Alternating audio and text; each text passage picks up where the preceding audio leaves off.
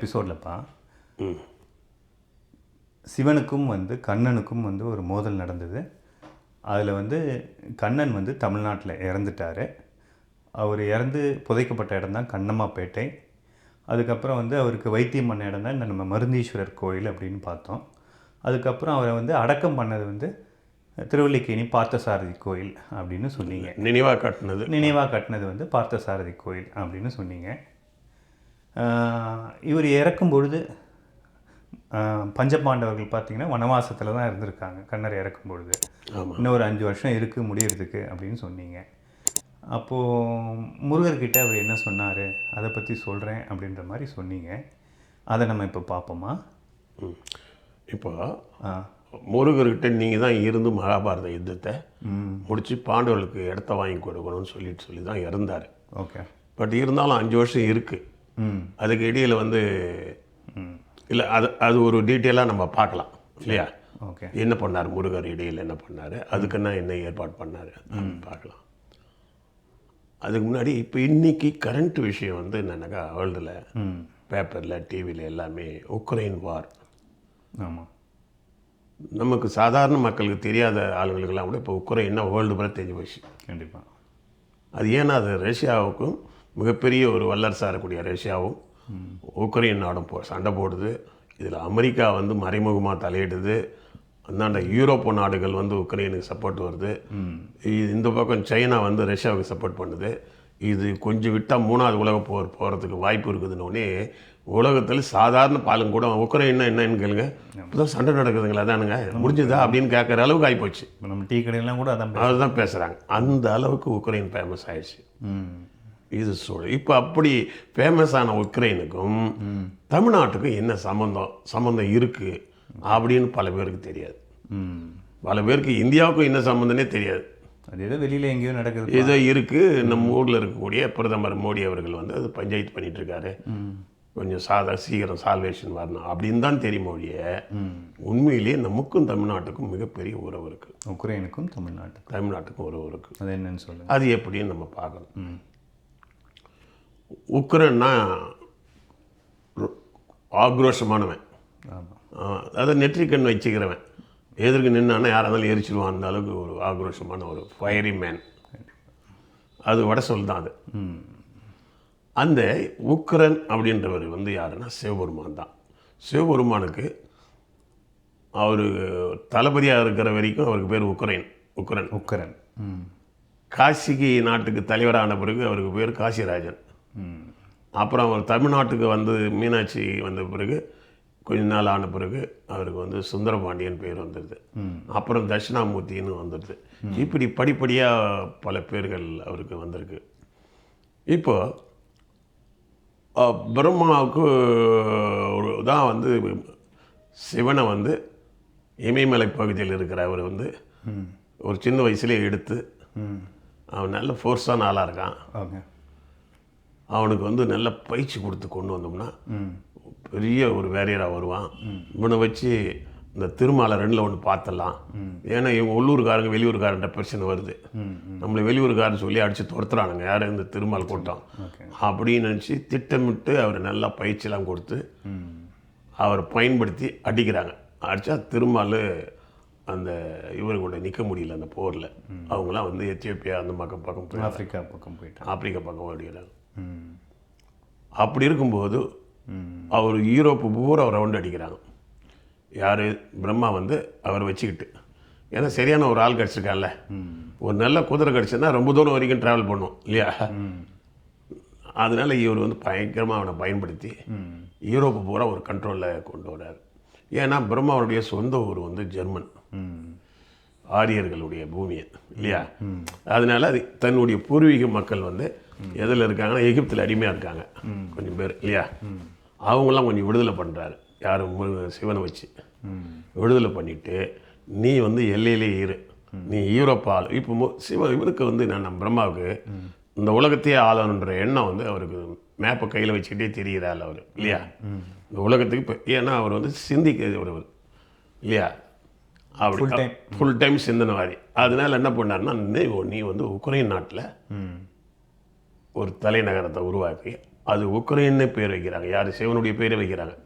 ஏன்னா சிவன் அந்த நகரத்தை வெற்றி பெற்றதுலேயும் சிவனுடைய பங்கு இருக்குது, அந்த நகரத்தை உருவாக்குனதுலேயும் வந்து சிவனுக்கு பங்கு இருக்குது. அவர் அதனால் பண்ணி நீ இந்த இடத்துல இருந்து இந்த யூரோப் பூரா கண்ட்ரோல் பண்ணிக்கோ எல்லை. அந்த இடத்த ஏன் சூஸ் பண்ணுறாங்கன்னா அது ஆசியாவுக்கும் யூரோப்புக்கும் ஒரு நடுவு. நிச்சயமாக அந்தாண்டு பக்கம் ஸ்டைனா, யூரோப்பு, ஆசியா, சென்ட்ரு இடம், ஒரு யுரேஷியாவை இணைக்கிற இடம். ரெண்டாவது அவங்க ரூல் பண்ணணும்னு நினைக்கிறாங்க.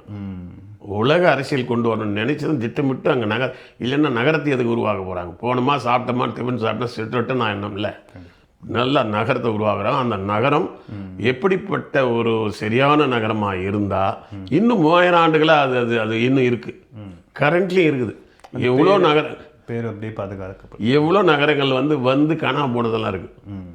பெரிய பெரிய சாம்ராஜ்யத்தினுடைய நகரெல்லாம் காணாமல் போனதெல்லாம் இருக்குது. ஆனால் அந்த உக்ரைன் நகரம் இன்றும் இருக்கிறது. உக்ரைன் நாடு இருக்குது. அந்த இடத்துல வந்து அது பற்றி கூட பிரம்மா அங்கே கொடுத்துட்டு இவர் என்ன பண்ணார்னா இந்தியா பூரா வளைக்கிறதுக்கு பிளான் பண்ணி வந்துட்டார். ஒரு பையனை வச்சுக்கிட்டு வளைக்கிறதுக்கு வந்துட்டார். வந்த இடத்துல என்ன ஆச்சுன்னா ஏதோ ஒரு வகையில் வந்து அந்த பிரம்மானுடைய பேத்தி தான் வந்து இவ பார்வதி, தக்ஷனோட பொண்ணு. அவர் வந்து என்னென்னா இந்தியாவில் வந்து வர்ணாசிரமத்தை சினிக்க பார்க்குறாரு. அவர் சிவன் இதில் ஒத்து வரல, தீண்டாமைலாம் வேண்டாம், ஏதோ ஒரு திருமால் நீங்கள் துரத்தி விட்டாச்சு, முடிஞ்சு போச்சு, அது எதுக்கு அப்படின்னா அவர் சொன்னபடி இந்த ஒரு அரசியல் கருத்து மாறுபாடு வந்தது. சிவனை ஓரம் கட்ட பார்த்தாரு. உடனே சிவன் என்ன பண்ணார், மகனை நீயே ஓரம் கட்டுறன்ட்டு அம்மாள்னு பார்வதியை, அது வரைக்கும் பார்வதி இவர் லவ் பண்ணிட்டு இருந்தால் கண்ணு காணாம விட்டாங்க. அப்புறம் உனக்கு கிடையாதுடா போடா, என் சொல் பேச்சு கேட்க மாட்டேனோடனே உடனே அவர் கடத்திக்கிட்டு போய் கல்யாணம் பண்ணிட்டார். ஃபஸ்ட்டு லவ் ஓடி போய் கல்யாணம் பண்ணது இதுதான். போய் கல்யாணம் பண்ணிட்டார். உடனே நான் வளர்த்தவன், நீ எங்கிட்ட பெரிய வேலை செய்யறியான்னு சொல்லி மோதனாங்க பாரு. அவர் சிவனுடைய பவர் வந்து, அதுவும் பொம்பளை கூட வந்துட்டாங்கன்னா சப்போர்ட், அதுவும் லவ் விஷயம் வந்துச்சுன்னா இன்னும் ஆக்ரோஷம் வந்துடும், இன்னும் உக்கரமாகி அடிச்சார் பாரு. அதில் வந்து துண்டகானம் துணியகானம் சவுத்து கூடன்ட்டாங்க. யார்? பிரம்மாவும் அவங்களுடைய பையனும் வந்து ஒரு யாகம் நடத்தி, யாகம்னா என்ன, இங்கே இருக்கிறவங்களாம் சவுத்தில் இருக்கிறவங்களாம் ஒன்றா திரட்டி திருப்பி எதாவது ரிவெஞ்ச் எடுக்கலான்னு சொல்லி அதுக்கு திருமாலையும் வேறு அங்கேருந்து எத்தியோப்பியிலேருந்து வர வச்சு எதிரிக்கு எதிரி நண்பன் அப்படிலாம் வச்சு பிளான் பண்ணுறாங்க. உடனே என்ன பண்ணால் அது சிவனை கூப்பிடல, அவர் ரொம்ப இன்சல்ட் ஆகிடுச்சு அவருக்கு. நாம் என்ன அப்படின்னு கூப்பிடணுன்னே அவன் மனைவியை அனுப்பிச்சி விட்றாரு. எங்கள் அப்பா யாகம் நடத்துகிறாரு, நான் போயிட்டு வரேன்னு. போன இடத்துல போய் ஏன் எங்கள் வீட்டுக்காரை கூப்பிடல நீங்கள் அப்படின்னு கேட்டோடனே, ஏன் உங்கள் வீட்டுக்காரர் பெரியவனா அப்படின்ட்டு அவன் என்ன பண்ணுறான்னா, பிரம்மா ரொம்ப சைக்காலஜி தெரிஞ்சவர், ஒய்ஃப் மேலே ரொம்ப பாசமாகறான், அவனை காலி பண்ணிட்டான் மெண்டல் ஆகிடுவான்னு அவர் தெரிஞ்சு அடிக்கிறாரு. வீக் வச்சு பிடிச்சி தீக்குள்ளே போட்டார். தீயில் இறந்து போனோடனே உண்மையிலேயே மெண்டல் ஆகிட்டார். மெண்டல் ஆகிட்டு அப்புறம் நாற்றுல இருக்கிற பொருள்லாம் அவன் எடுத்து வெவ்வேறு ஆளுங்கிட்ட கொடுத்து, நார்த்தில் இருக்கிற நாடுகள்லாம் நீ ஆண்டுக்குங்க, எனக்கு எதுவுமே வேணான்னு சுடுகாடு சாமி ஆகிட்டார். அதுக்கப்புறம் அவருக்கு மீனாட்சி என்ற ஒரு பொண்ணு வந்து தமிழ்நாட்டில் அவங்களுக்கு இந்த இவன் மேலே என்னடா ஒரு பொம்பளைக்காக உள்ள நாள் தான் தியாகமே பண்ணிட்டு வாழ்க்கையெல்லாம் இருக்கிறானே, இவன் நல்லவனாக இருக்கிறானேன்னு சொல்லிட்டு உடனே அந்த அம்மா ஒன்று ஏஜ் வித்தியாசம்லாம் பார்க்காம பெரியார் மனைவி மாதிரி எதோ கல்யாணம் பண்ணிட்டாங்க. கல்யாணம் பண்ண லவ் பண்ணிட்டாங்க. லவ் பண்ணி கல்யாணமும் பண்ணி மதுரையை வந்துட்டு அவர் கல்யாணம் பண்ணிக்கிட்டாங்க. கல்யாணம் பண்ண பிறகு அவர் என்ன பண்ணுறாருன்னா, தன் மனைவிக்கு இந்த கல்யாணம் பண்ண புதுசில் மனைவிக்கு அது எடுத்து கொடுப்போம், இது கொடுத்தோன்னு ஏதோ ஒன்று அசத்தம்னு நினைப்பாங்களே, அந்த மாதிரி ஒரு அசத்தலுக்காக மதுரையில் என்ன பண்ணுறாருன்னா, ஒரு நகரத்தை நான் உருவாக்கி காமிக்கிறேன், நீ பாரு, நீ தென்னிந்தியாவில் அப்படி இருக்காது, ஏன்னா நான் உக்ரைன் நாட்டை உருவாக்கினேன். நார்த்தில் அவருக்கு நல்ல பேர், சவுத்தில் ப்ரூவ் பண்ணிக்காம சவுத்தில் நான் என்ன பண்ணுவேன்னு தெரியல, ஏதோ பொழைக்க வந்து நினைக்கிறாங்க, மாப்பிள்ளை மாதிரி நினைக்கிறாங்க.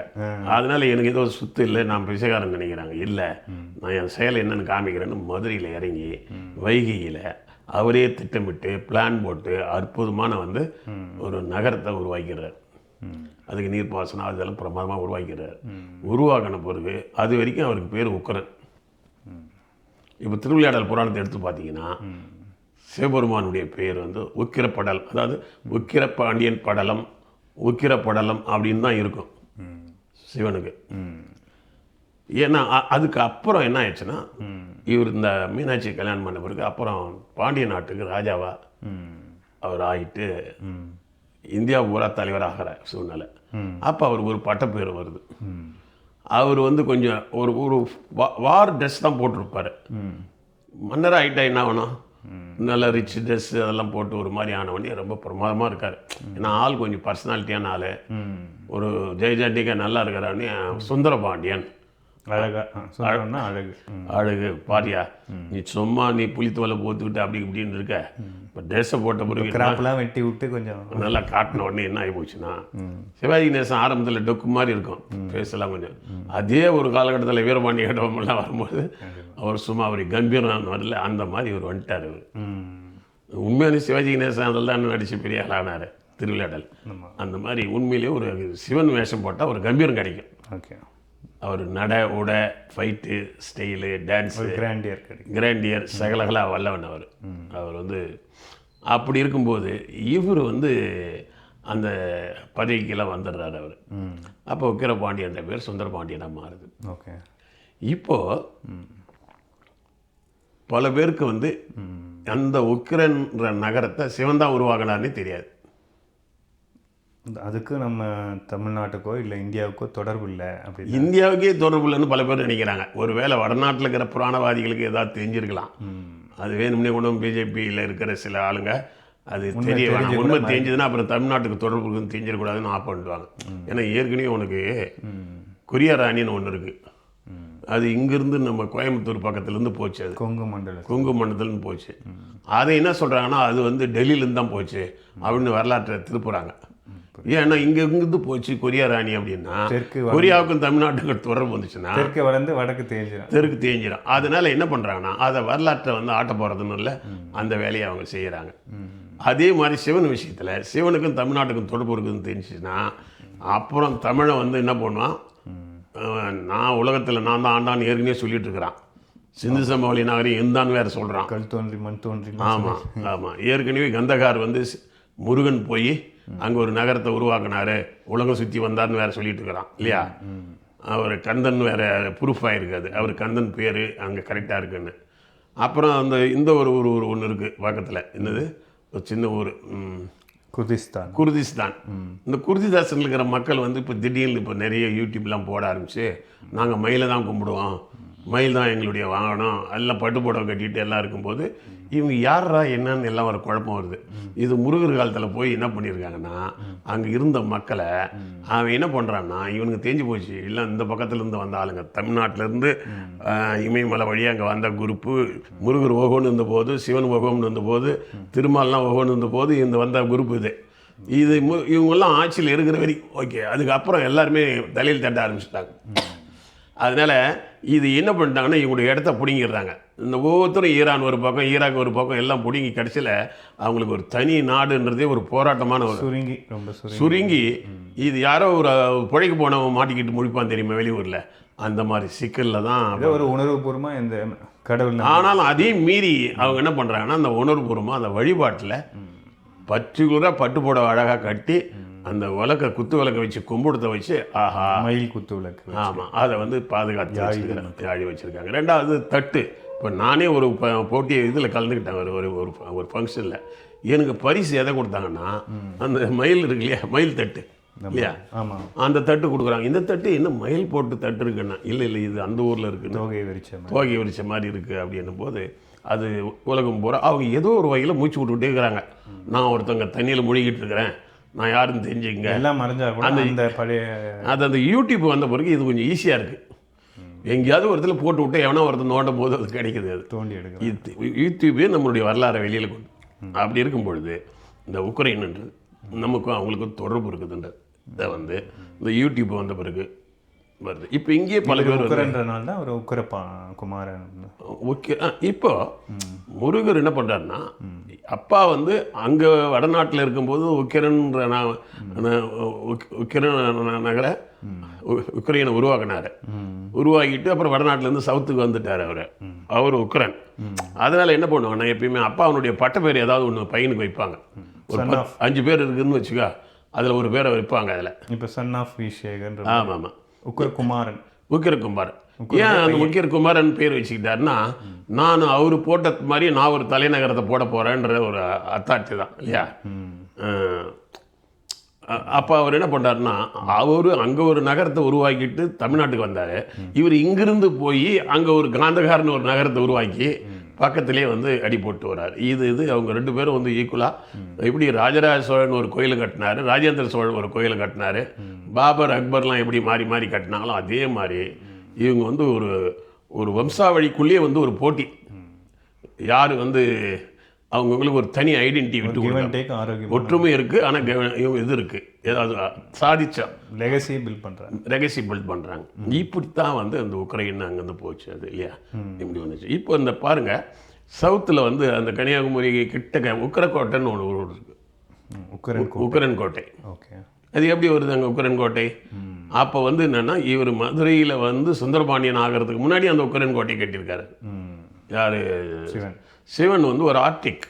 அவர் வந்து இந்த நகரை உருவாக்குறதுல பெரிய ஆள். மதுரையும் உருவாக்கினவர் அவர் தான், காசியை உருவாக்கினவர் அவர் தான், உக்ரைனை உருவாக்கினவர் அவர் தான். அவர் ஒரு இன்ஜினியர் மாதிரி, விஸ்வகர்மா கலைஞர் கூட அந்த ஒரு இதெல்லாம் உண்டு. அவரே வரைஞ்சி இதெல்லாம் பண்ணுங்க அப்படின்லாம் சொல்லுவார். சிலருக்கு அது மாதிரி இருக்கும். அது அந்த மாதிரி ஒரு செய்கிற வேலையெல்லாம் அவர் செய்திருக்கிறாரு. அதனால இப்போ இந்த உக்ரைனுக்கும் அதுக்கும் நமக்கு தொடர்பு இருக்குன்னு நம்ம தெரிஞ்சுக்கணும். அதையும் மீறி இப்போ பசங்களை நம்ம பேப்பரில் பார்க்குறோம். இப்போ வந்து உக்ரைனில் சண்டை நடக்கிறதுனால அங்கே படிக்கிற எம்பிபிஎஸ் படிக்கிற பசங்களாம் அவங்கவுங்க சொந்த ஊருக்கு போகிறாங்க. பிரச்சனைகள் வந்து நிறைய இந்தியா அதில் அதிகமாக இந்தியாவில் அது பர்டிகுலராக தமிழ்நாட்டு மாணவர்கள் எம்பிபிஎஸ் அங்கே அதிகம் படிக்க வச்சு வந்திருக்காங்க. இவங்களுக்கு வரலாறுலாம் தெரியாது. அங்கே சீப் அண்ட் பெஸ்ட்டாக இருக்குது, மெடிக்கல் நல்லா இருக்குது, சீப் அண்ட் பெஸ்ட்டாக இருக்குது, நான் போகலான்னு போகிறாங்க, ரஷ்யாவுக்கு போகிறாங்க. ரஷ்யாவுக்கு இது வந்து தெரியாமையே நமக்கு தெரியாமல் எறும்புக்கு வந்து ஒருத்தர் நாம் ஒரு பக்கத்தில் ஒரு வெள்ளம் வைக்கிறோன்னு அவங்களுக்கு தெரியாது. ஆனால் அந்த சின்ன ஸ்மெல்லில் பிடிச்சிக்கிட்டு போயிடும் இல்லையா. அந்த மாதிரி சில டைமில் ஈஸ்தட்டிக்காக கூட சில விஷயங்கள்லாம் நடக்கும்.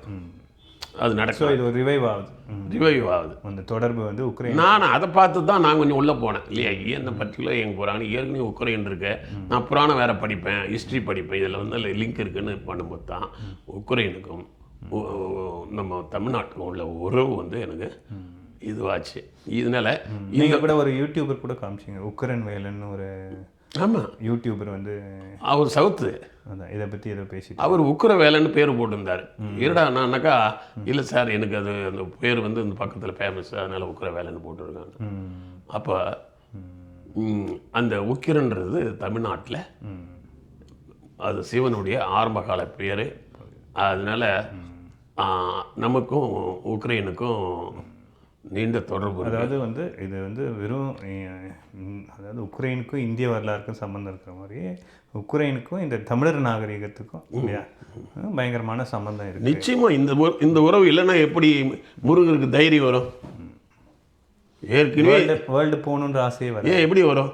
அவர் சொல்லியிருப்பார் பையன்கிட்ட, நான் அப்போ போகும்போது உக்ரைன் ஒரு ஊர் உருவாக்கணும்டா, அதுக்கப்புறம் நான் அப்படி வந்துட்டேன்டா அப்படின்னு அவர் வரலாறு பூரா சொன்ன உடனே, ஓ அப்பா ஊர் சைனா, இந்த பக்கம் வந்து உக்ரைன் உருவாக்கியிருக்காரு, அவர் யூரோப் பூரா ரவுண்ட் அடிச்சிருக்காரு, ஏன் அந்த அளவுக்கு பூரா நம்ம அதை விட ஒரு 10 அடி போயிட்டு வரலாமேனு ஒரு அந்த வரலாறு தெரிஞ்சுட்டு தான் உள்ளே போகிறது, தாண்டி போகலான்ற ஒரு. ஆமாம் ஆமாம்.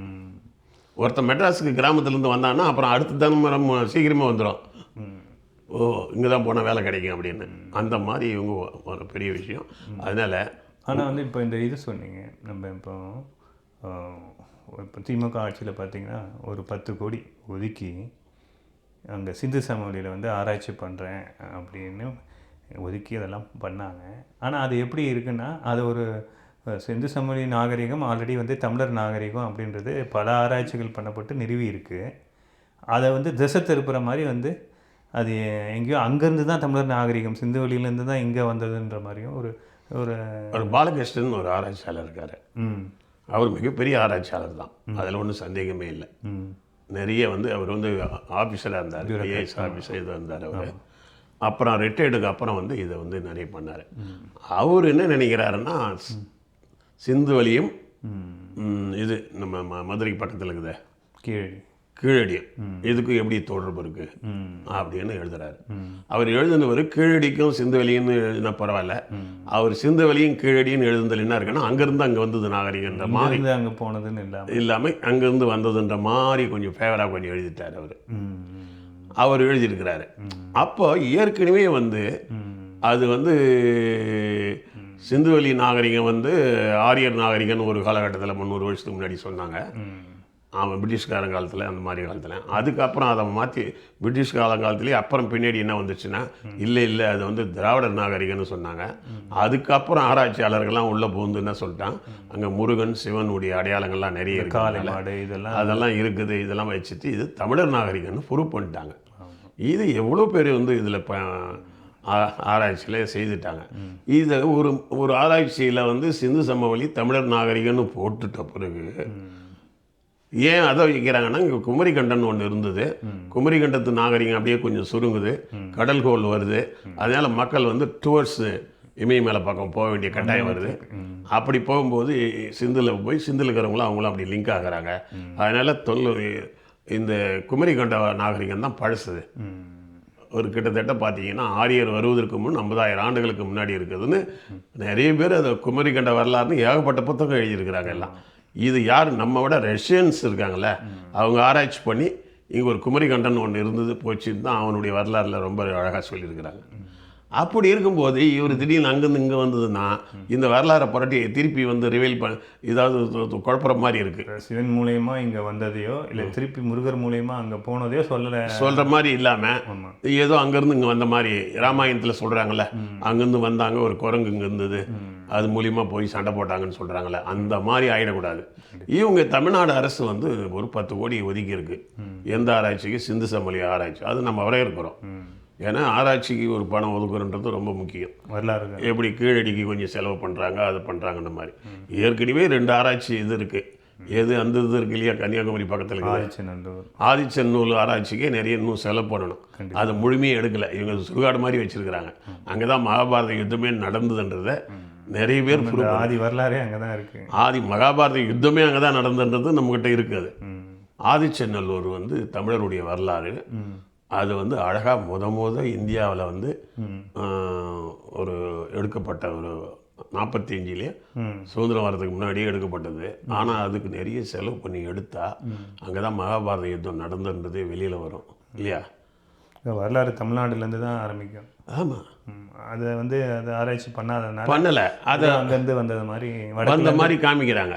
அது எப்படின்னா, இது சில ஆராய்ச்சியாளர்கள் உள்ளே போய் கேரளாவில் வந்து துரியோதனனுக்கு சமாதி இருக்குது, மற்றவங்களுக்கு சமாதி இருக்குது, நூற்றோர்களுக்கு அங்கே சமாதி இருக்குது, கௌரவர்களுக்கு, இதெல்லாம் வந்து கண்டுபிடிச்சி எல்லாம் சொன்ன பிறகு அதை வந்து இது பெருசாக பண்ணணுமா இல்லையா. இப்போ இன்றைக்கி வடநாட்டில் வந்து மகாபாரத யுத்தம் நடந்த இடத்த வந்து இது பண்ணுறாங்க, இங்கே தான் இல்லாத இடத்தெல்லாம் போய் சும்மா நோண்டிகிட்டு இருக்காங்க. கண்ணன் கோயில், ராமர் அது இருக்குது. சில இதெல்லாம் வந்து மகாபாரதம் நடந்தது. அங்கே மகாபாரத யுத்தம் முடிவு எங்கே நடந்தது, அது பல இடத்துல நடந்திருக்கலாம், ஆனால் முடிவு இங்கே தான் நடந்தது. இதை வந்து ஏன்னா சவுத்துக்கு அந்த பெருமை போயிடக்கூடாது. சரி, அப்போ நீங்கள் அது சவுத்து வந்து தமிழர்கள் தான் அந்த மகாபாரத யுத்தத்தை பஞ்சாயத்து பண்ணி முடித்தாங்கன்னு வந்துடக்கூடாதுன்றதுக்காக அதை மறைக்க ஆரம்பிக்கிறாங்க. அதனால் நாம் வந்து இந்த சிந்து சமவெளி நாகரிகத்துக்கும், அதாவது உக்ரைனுக்கும் நமக்கும் உள்ள உறவை வந்து பலப்படுத்தும் போது அது வந்து தமிழர் நாகரிகம் உலகம் பூரா போச்சுன்றதை இன்னும் வந்து பலப்படுத்துறதுக்கு பயன்படும். இப்போ நம்ம சிவன் தான் உக்ரைனை உருவாக்குனாருன்னும் போது, அப்போ நம்மளும் இப்போ இந்த உக்ரைன் வார் நடக்கும் பொழுது இல்லைங்களா, இப்போ சமீபத்தில் வந்து இலங்கையில் ஒரு வார் நடந்தது. அது தியாகங்கள் பல இருந்தாலும் அது வந்து ஒரு தோல்வியில் முடிஞ்சுது. இப்போ உக்ரைன் சிவன் சம்மந்தப்பட்ட ஒரு நகரம் இல்லையா, அந்த இடத்துல ஒரு வார் நடந்துகிட்ருக்கு. அது உலகமே அதில் வந்து இதுவாகும் பொழுது அதில் இந்தியாவும் ஒரு தலையிட்டு அது சுமூகமாக முடிக்கிறதுக்கு தமிழ்நாடு வற்புறுத்தணும். இப்போ நமக்கு வந்து இலங்கையில் தமிழர்கள் நம்மாலன்னு சொன்னதுனால தானே நம்ம கொஞ்சம் சப்போர்ட் பண்ணோம். மலேசியாவில் தமிழர்கள் இருக்காங்கன்னு அந்த வரலாறு இருக்கிறதுனால தானே நம்ம அவங்களுக்கு சப்போர்ட் பண்ணுறோம். சிங்கப்பூரில் இருக்கிறதுனால பண்ணுறோம். இது நம்ம பிரச்சனைன்ற இது நம்ம பிரச்சனை. ஊர் பேரே இருக்குது, இன்னும் அந்த நகரமே இருக்குதுன்னும் போது இது நம்ம பிரச்சனை இல்லைன்னு சொல்லி சுருக்கி நம்மளை கொண்டு வந்து தென்னாடுடைய சிவனுடைய பிரச்சனை தமிழர்கள் பிரச்சனை, தென்னாடுடைய சிவனுடைய பிரச்சனை. சிவன் பிரச்சனை நம்ம பிரச்சனை தானே. எத்தனை 10,000 கோயில்களை நம்ம வச்சிருக்கோம், சிவன் பிரச்சனை. அதனால அவர் உருவாக்குன உக்ரைனில் ஒரு பிரச்சனை அப்படின்ற போது சிவன் பிரச்சனையை நம்ம பிரச்சனையாக்கி அதை நம்ம வெளியில் கொண்டு வந்து தமிழர்களுக்கும் உக்ரைனும் அப்படின்னு நம்ம வெளியில் கொண்டு வர வேண்டியது ரொம்ப முக்கியம். உக்கிரபாண்டியனுடைய உடைய தொடர்பு தான் உக்ரைன் உருவாக்குனது. சரிங்கப்பா. இது இப்போ நம்ம இங்கே விட்டோம். நம்ம இந்த கண்ணன் இறந்துட்டார். ஸோ அப்போ அந்த இறக்கும் பொழுது பார்த்திங்கன்னா பஞ்சபாண்டவர்கள் வந்து வனவாசத்தில் இருக்கிறாங்க. இன்னொரு 5 வருஷம் இருக்குது அவங்களுக்கு முடியறதுக்கு. அந்த நேரத்தில் இவர் இறந்துட்டார் தமிழ்நாட்டில்னு பார்க்குறோம். அப்போ அந்த நேரத்தில் முருகர்கிட்ட இந்த மாதிரி கண்ணன் ஒரு சில வேண்டுகோள் வச்சார். அந்த வேண்டுகோள்லாம் என்ன, மகாபாரதம் வாரம் வந்து யார் முடிச்சு வச்சா, அந்த விஷயங்களை எல்லாம் நம்ம வந்து நெக்ஸ்ட் அடுத்த எபிசோடில் பார்க்கலாம். சரிங்களா?